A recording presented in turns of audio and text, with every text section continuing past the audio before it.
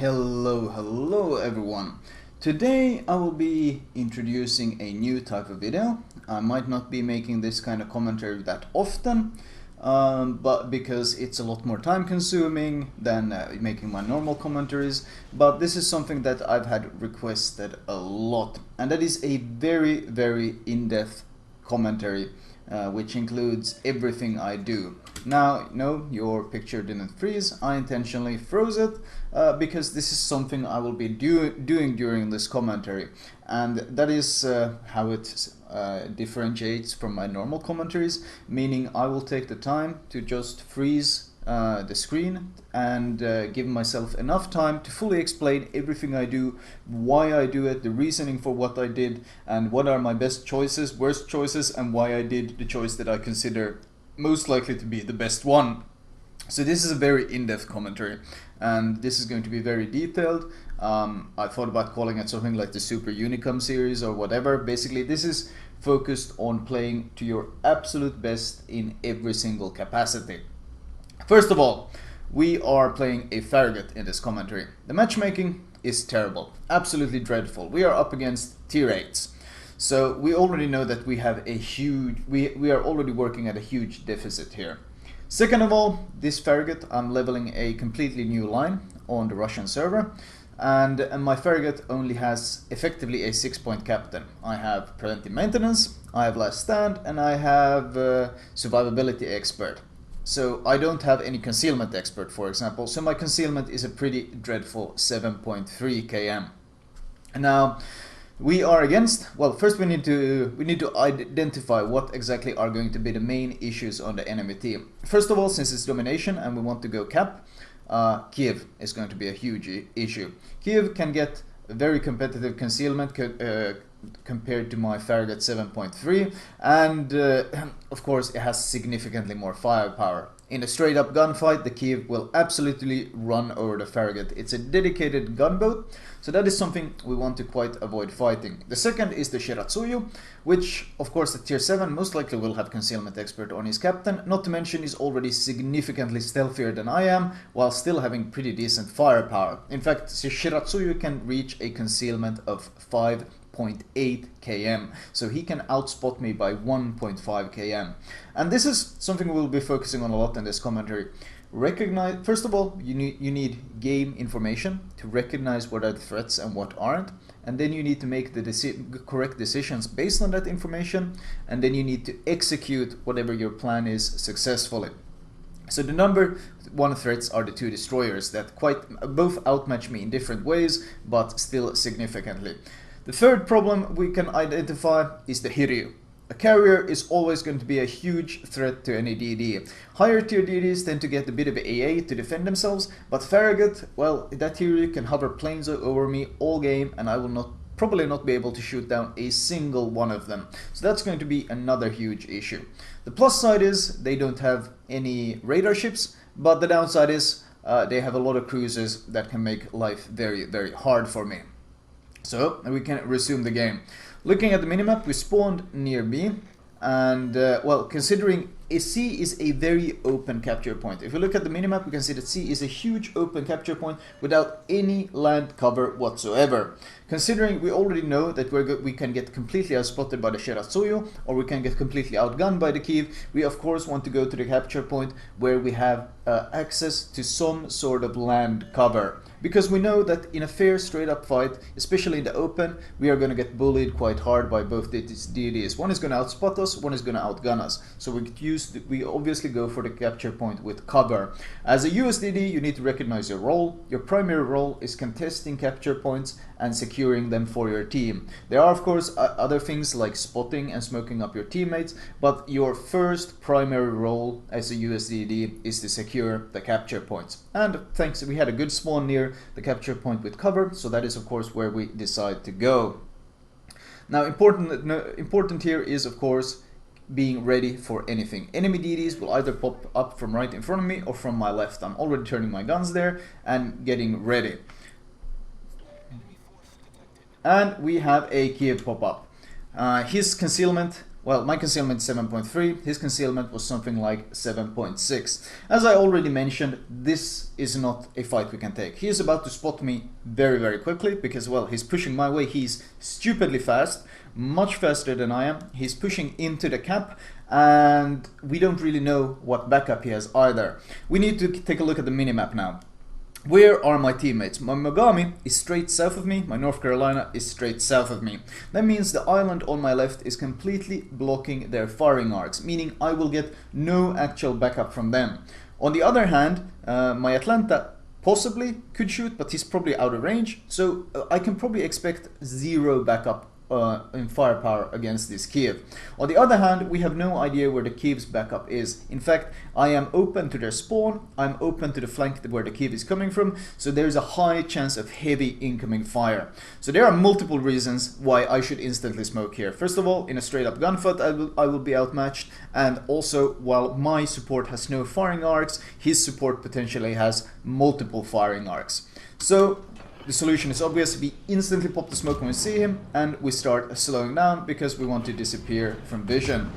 He fires back, but I even pop speed boost. Now, why did I pop speed boost here? To be able to reverse direction as fast as possible. Now, once you have put your smoke down, there is absolutely no reason to sit still in it. Now, you see how I'm intentionally moving slowly forward. Yes, I might get spotted every now and then, but the reason for moving slowly forward is expanding the size of your own smoke cover. You want to make your own smoke cover as large as possible. Now we need to freeze it again, because two very important things happened here that we need to pay attention to. Well, actually three important things. First of all, I noted that there were three threats we had to focus on. Well, we just got vision of all three threats on the minimap. First threat, the Kiev. He decided to smoke up. He has smoked up, and that means that he is no longer capable of spotting us. Okay, that leaves two other potential enemies that could spot us. The first potential enemy is the Shiratsuyu that we mentioned earlier, but the Shiratsuyu was just spotted on C. In fact, if you look at my minimap, you can see that he was spotted on my minimap. So we know the Shiratsuyu is there. The third potential spotting is the enemy carrier, but we can see the enemy carrier planes. The fighter plane and the two bombers are both above C, and we can expect those fighters to be engaging each other, and in general it looks like the majority of the strike is heading that way and there are no planes around us. So what does this mean? Well, it opens up an opportunity for counterplay, and I react to this opportunity instantly, and I do in fact leave my smoke. Which, if I note that if I had left this smoke without having information, all this information that I just got, I could get killed instantly. If I hadn't seen the Shiratsuyu leaving the smoke, if the Shira was here, he would have spotted me. I would have gotten crossfired by Shira and Kiev and melted completely. If I hadn't spotted the planes, the necessary planes on the minimap popping out of the smoke might have gotten me plane spotted and killed. So you need to pay attention to every single detail. Okay, so now we know that we can get away with the move we're doing here.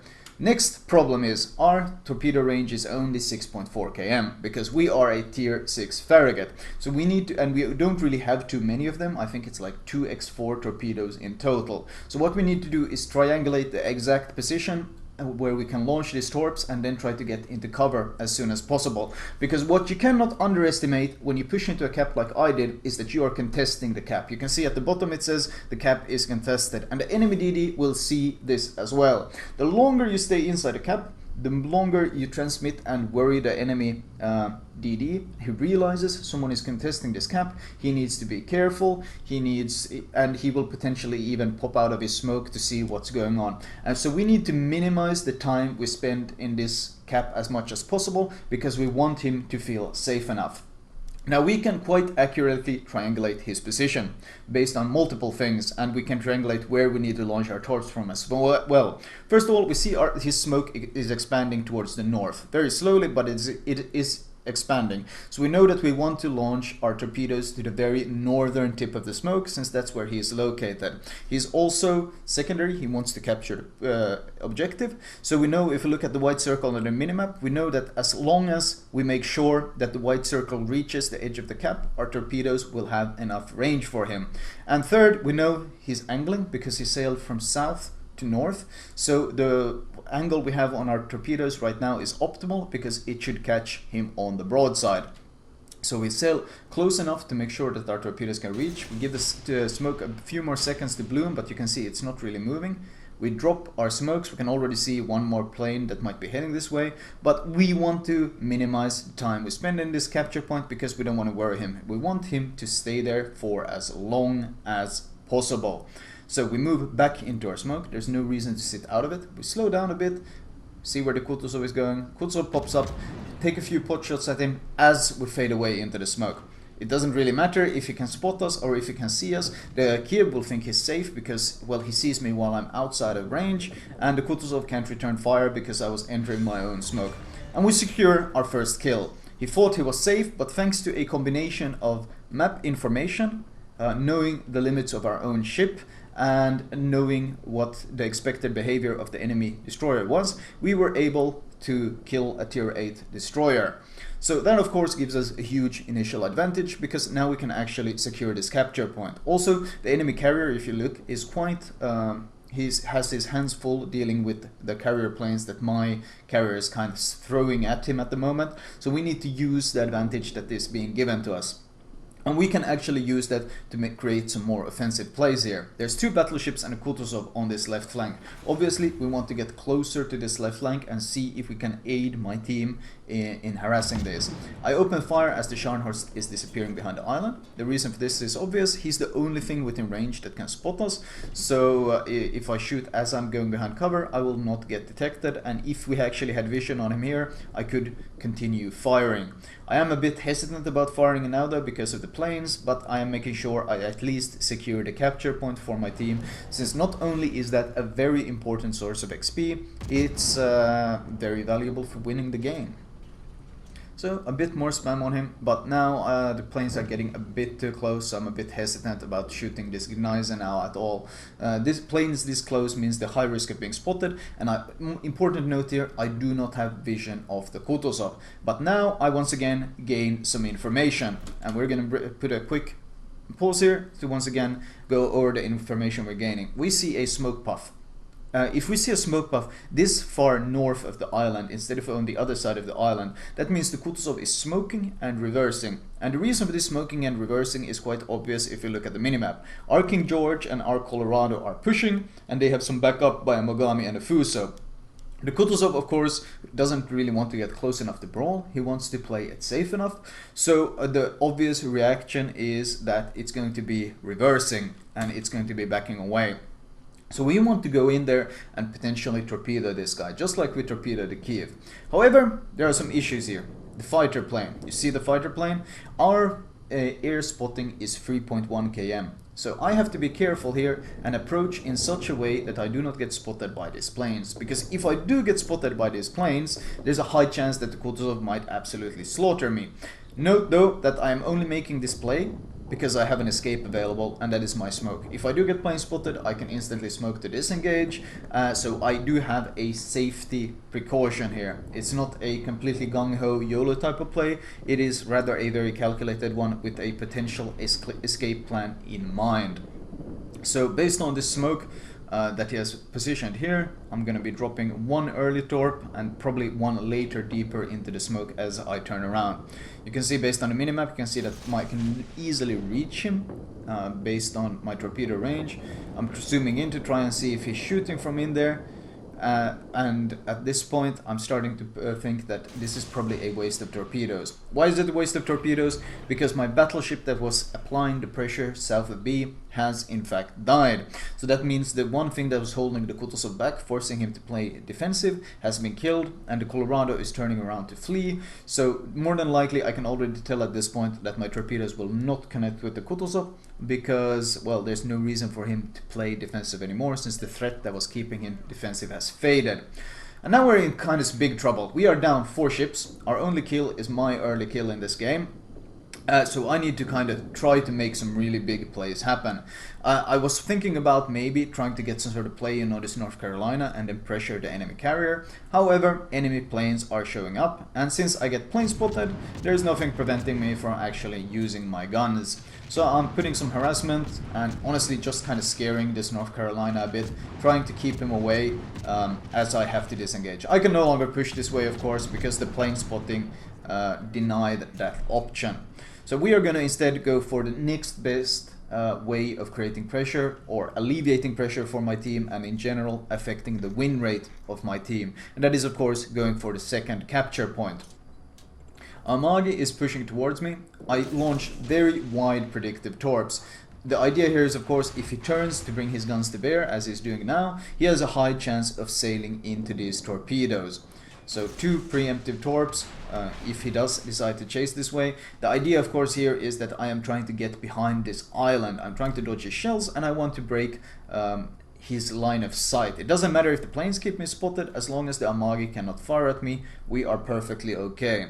So the idea here is of course we want to win. We want to get a win out of this game. We are tier 6 with a 6-point captain against tier 8s with heavy tier captains. So this is of course going to be a struggle. Now the Amagi is in fact turning around and he's probably going to push us. But we know this early. So first of all, we drop the smoke. I drop it quite early. That doesn't matter because you can use the bloom to make your smoke cover larger, and I extend it into the smoke. This minimizes the risk of any return fire. If his guns were turned my way, he would have very little time to react.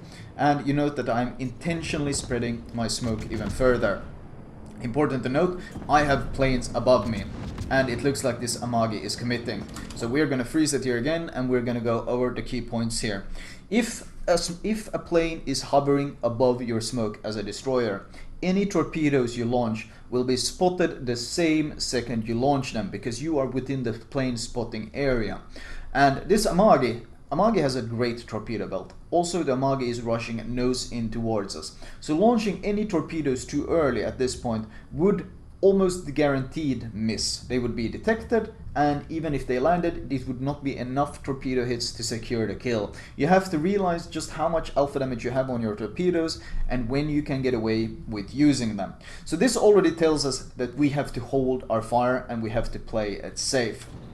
So what we do of course is rain as much fire down on him as possible. We want to get some fires going. Ideally we want him to use his repair, but sadly he's not dumb enough to use his repair. And here we have another key moment. We lost vision of him. Now why is this a key moment? Because there is a possibility at tier 8, once again this ties into game knowledge. At tier 8 you can slot a new upgrade into your ship. You can either slot A, concealment, which improves your concealment, or B, you can spot proximity spotting, or in general torpedo spotting. And what this proximity spotting does, usually the proximity spotting of all ships in this game is 2 kilometers. That means if you bump into each other in smokes or on other sides of islands, even if you couldn't technically see each other, because you are within 2 kilometers of each other, proximity spotting kicks in and you will automatically see each other. However, if you slot the proximity spotting module, you increase this range by 50% from 2 kilometers to 3 kilometers. So there is a risk here that when this Amagi disappeared at 3.6 km, that 600 meters from now, he might be spotting me, but I will not be spotting him. And that puts me at a huge disadvantage, because that allows him to maneuver without me seeing it and potentially bring all his guns to bear and kill me. So there are some very tense seconds here as I resume the game. In fact, you can see that I'm starting to accelerate. I'm moving towards the edge of the cap, because if I do get spotted here, I want to be able to leave the smoke so I can see him in return. However, that crucial moment doesn't occur, so I slow down, because now I know he would have been within the range already. Based on the timing, I already know that never mind, I am safe. He doesn't run the proximity spotting module, he runs the concealment, so we will see each other at exactly 2 kilometers. So there's multiple reasons to not push forward. And we need to look at the minimap to understand what are the reasons. There is an Atago pushing in from the east. The Atago is pushing into the cap to help his Amagi buddy. So if we were to charge out of the smoke right now, well, yes, we will spot the Amagi, but we will be sailing straight towards an Atago without any smoke cover. And while we have to focus on killing the Amagi, this gives the Atago complete free reign on us. So what the plan here is, of course, then, is to allow the Amagi to proximity spot us. In return, we will proximity spot him, and at 2 kilometers he should not be able to dodge our torpedoes. So we stop and we start reversing. Great distance between myself and the Atago. Amagi proximity spots me as I proximity spot him. Note, I only launch 1 volley of torps, even though I have 2 volleys available. And this is very important. If you panic and launch both your torpedo volleys and the enemy manages to make some great avoiding work, you will not secure the kill. And in a DD in close range, if you can't secure the kill with the torps, you are most likely done for, especially against the battleship. So we launch our first volley at his nose, and then we wait, we get a wider angle so we can land more torpedoes, and then we launch the second volley, securing and making sure that we are not missing. And now we've managed to get the kill. We land 6 out of 8 torps, which is certainly not bad, and because we kill him, we are no longer proximity spotted. Now though, we have the second problem here. The planes, there might still be a fighter on top of us, we're not certain, but that's not really the bigger issue. The bigger issue here is the Atago. The Atago might be running hydroacoustic search. And also, the Atago of course has excellent torpedoes. So we run the risk of not only being torpedoed in our smoke, but also being hydroed in our smoke. Not to mention, in a straight up fight of course, the Atago has significant advantages, because well, it's a damn tier 8 cruiser, and we only have 5.4 km health. So this is certainly a big problem. In fact, you might notice that I am fully reversing and I am turning. Especially now that he disappears, now the possibility of him running the hydro. See, if he ran the hydro and spotted me, but I was still able to spot him thanks to someone else spotting for me, then I might be able to outgun him. However, if he's pushing me and I lose vision, I have to reposition myself. So we are fully reversing and we are going towards the edge of the cap here. Now what are the multiple reasons we're going for the edge? We're reversing towards the cap instead of accelerating. Well, first of all, he still has his teammates in the direction we would be accelerating. So we don't want to move towards the teammates. Second of all, we have the Amagi wreck here. If there's torpedoes coming, we can use the Amagi wreck on our left to block any incoming torpedo fire. In fact, thanks to our arcing shells, we might even be able to use it as some type of shell cover as well. So we are obviously going to reverse. Second important thing, Atago. You need to recognize the enemy ship. Atago ships have really bad firing angles for their back guns. So if they want to bring the back guns to bear, which this guy probably does because he's very low HP, and I was gunning him a fair amount, so he needs to kill me as fast as possible. And in order to do that, I recognize that he will most likely be presenting a lot of broadside. That is why I make the crucial ammo switch here. I switch from HE to AP. So as soon as he is detecting me, I have switched to AP and I am reversing out of the smoke behind this island. This gives me vision of the Atago, and he's doing exactly as we predicted. He is turning his broadside to bring his guns to bear. I eat a large chunk of damage, but I am able to bring my first AP volley to bear, the second, and this time I accelerate because I recognize that pure AP on the way he's angled is not going to be able to secure the kill. So we need to secure a flatter angle of fire, and I do this by charging back into the smoke and using his last known position, and I do manage to secure a citadel and manage to secure a kill on the Atago. So in this case we have managed to kill a tier 8 destroyer, a tier 8 battleship, and a tier 8 cruiser. Now the problem is though, we got 15 seconds left on our smoke, and the Queen Elizabeth just shot. So idea here is, because the Queen Elizabeth just shot, maybe we can get into better cover before his guns are reloaded. However, he had only shot his front guns, and he manages to get quite lucky dispersion with his other guns, and he manages to kill me off with one single HE volley. The rest of my team's positioning is of course quite dreadful in this game. In fact, if you look at the minimap, you might notice that my rest of my team is kind of hiding behind B at this point and not really being very useful to the overall performance of the team. However, it doesn't really matter at this point because I managed to have such a large impact. Even though I only had my 6-point Farragut captain, I managed to have a large enough impact on the game that I managed to secure not only a full capture point for my team, but also 3 full kills. And thanks to that, by the time that my team simply manages to survive long enough for the time to run out, and we win the game based on points, which is of course the reason why we originally abandoned our push towards North Carolina, our push towards the carrier, and instead went for the capture point, because we wanted to secure a point lead for my team. Looking at the detailed report, or sorry, the team score, a nice 2.2k base XP. It ended up going down to 2 versus 2, but that's not really relevant. What is relevant is of course the 2.2k base XP when with a 6-point captain, being heavily up-tiered, and even having a carrier constantly hovering planes on top of our smokes and harassing us. In fact, comparing the two carriers, it's obvious that their carrier was significantly better than ours, shooting down twice the amount of planes. So even with all these obstacles in our way, we still managed to have a very sizable impact. If we look at the detailed report, potential damage not that much, not really the highest damage upon your spotting either, but the important note here is of course the impact we had on our game and those very key kills we secured in helping secure the game. Now, there's no point going over the build, since as I said, 6-point captain, this is a new line I'm leveling on the Russian server, so I only have preventive maintenance, last stand, and survivability expert, which I take for the obvious reasons of increasing my survivability, because the longer you stay alive on a DD, the more effective you can be. So this was my first example of a very, very in-depth commentary where I tried to explain everything I do, why I do it, the reasons for doing it, and how I execute the decisions I make. Let me know if you guys would like to see further commentaries like this in the future. I won't make them that often because they are quite time consuming. For example, this game that I only really lasted 10 minutes ended up being like this 26-minute monster. But let me know in the comments if you enjoy this type of commentary as well. I will talk to you guys later. I hope you guys have a great one.